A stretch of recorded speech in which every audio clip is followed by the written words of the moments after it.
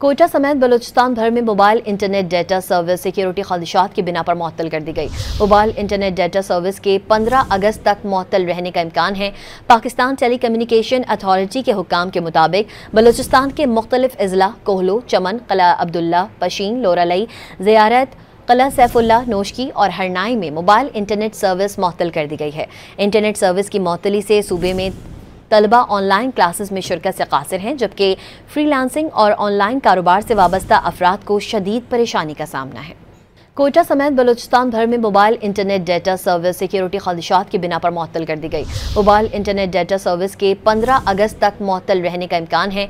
Pakistan tele communication authority के हुक्काम के मुताबिक बलूचिस्तान के मुख्तलिफ अजला कोहलो, चमन, किला अब्दुल्ला, पशीन, लोरालई, ज़ियारत, किला सैफुल्ला, नोशकी और हरनाई में मोबाइल इंटरनेट सर्विस मुअत्तल कर दी गई है।